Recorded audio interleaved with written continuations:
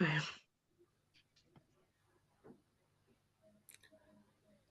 right, so this is our group hat presentation. My name is Emma, and then we also have Elena and Jason in this group. So just to start off with our slides, first we are looking to fill a field brand ambassador position at Alani Nu. And to fill this vacant role, we have to go through a very thought out and completed talent acquisition process. So, in order to fulfill this process, we need to go through several steps, and fulfilling this entire process will lead to us having higher quality candidates that are able to have the skills and abilities and knowledge to complete the role fully. And help the organization grow in the process. So, the first aspects of this process include setting objectives. So, discovering what needs are needed from the candidates, such as skills, abilities, qualifications, and also a timeline of filling the role. So, is this an urgent need or is it something that we can take our time filling? Next, we would assess internal options that we currently have. So, any employees that are currently in the organization that could transfer into that role, just to go through a couple or omit external steps. And then we would also go through setting up succession plans to fill those vacant roles in the future. Next, we would analyze current workplace diversity. So, are there enough different minority groups represented? Are there different perspectives being brought into the organization?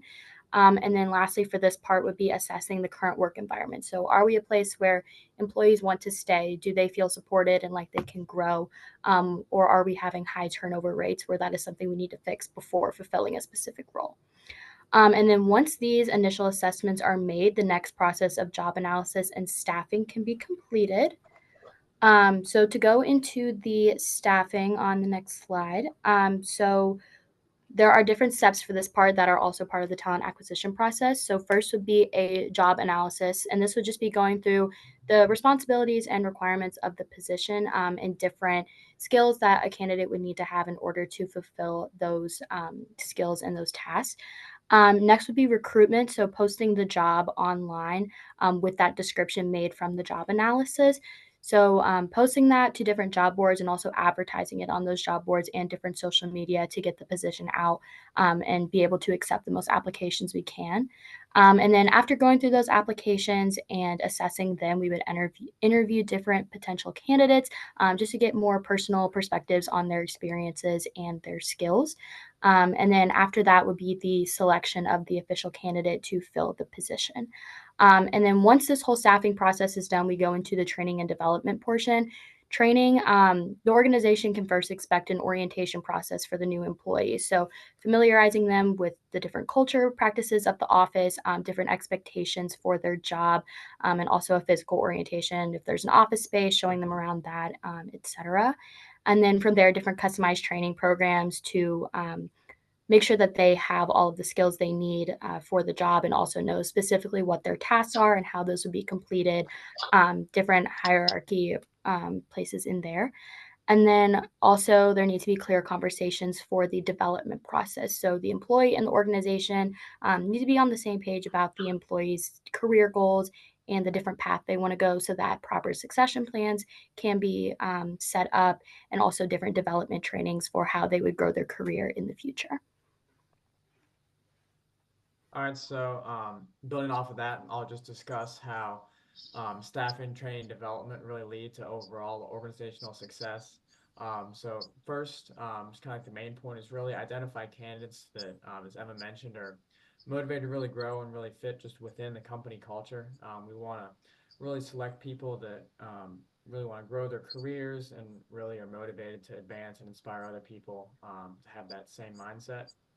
And also, proper training is a critical component as well, because when we teach people about how to properly do their jobs, they can really gain the knowledge and skills that they need to excel in their position. And this can also help increase retention rates and then allows an organization to really focus on their main objectives instead of continually focusing on recruiting and hiring people.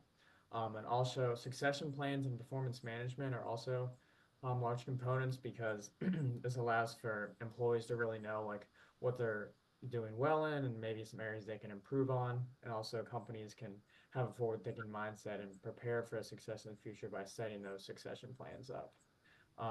And then just to sum those up, the combination of those processes really shows that a company appreciates and really values what their employees do.